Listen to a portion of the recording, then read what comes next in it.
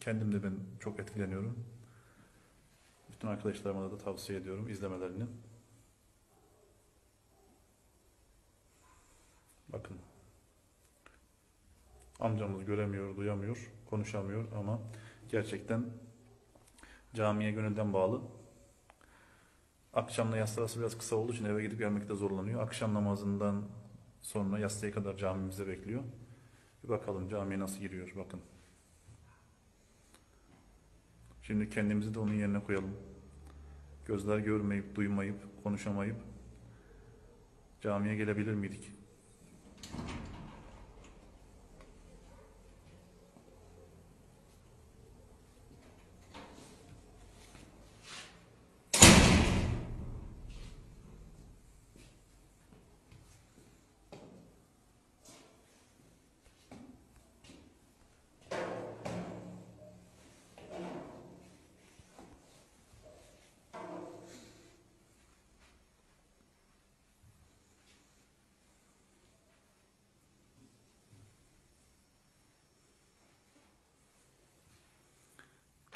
Hepsinin yeri, bir bastonun yeri, ayakkabısının yeri.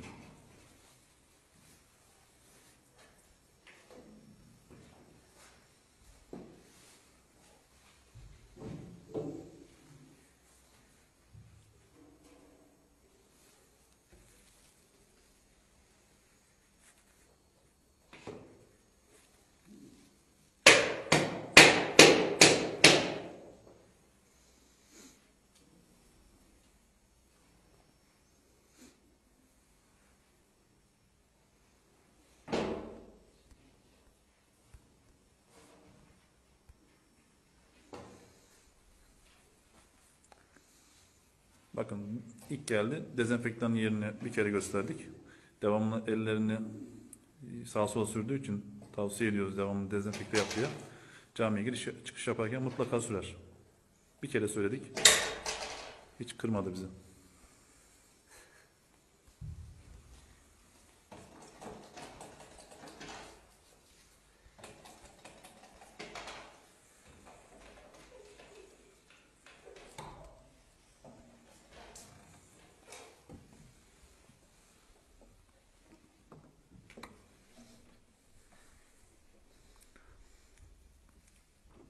Sağdan şimdi elini sürte sürte yerini tespit edecek.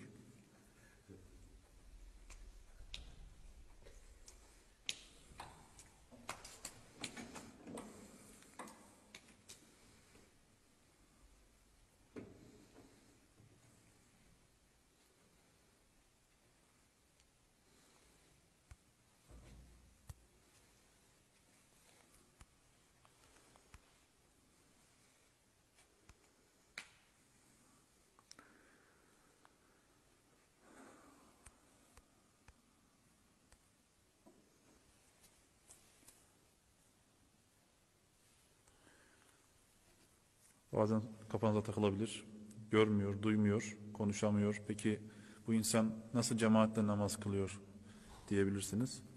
Yanına bilen bir cemaatimiz geçiyor. Dirsek temasıyla imamın hareketlerini yanındakinin dirsek temasıyla oradan hissederek imama uyuyor.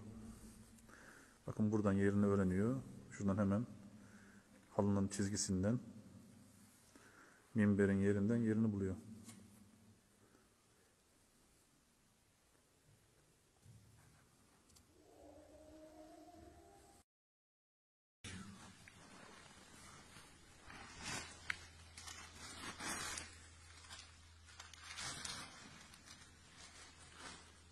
Biliyorsunuz, göremiyor, duyamıyor, konuşamıyor. Şimdi bakın, tespit edecek. Geliyor, geliyor.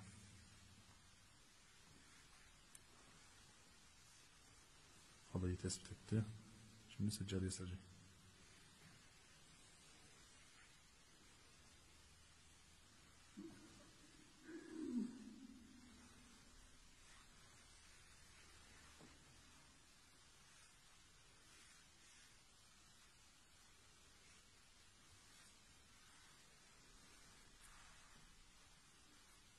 Evet, gözleri görmediği halde, kulakları duymadığı halde, konuşamadığı halde cemaatle namazını eda etmeye çalışıyor.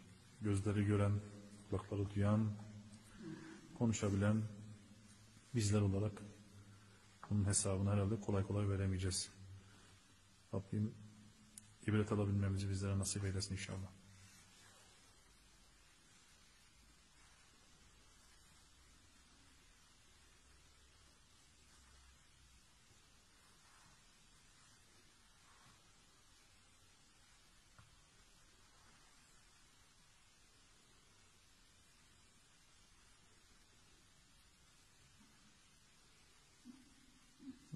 Evet, hadi bakın. Rabbim kabul eylesin inşallah.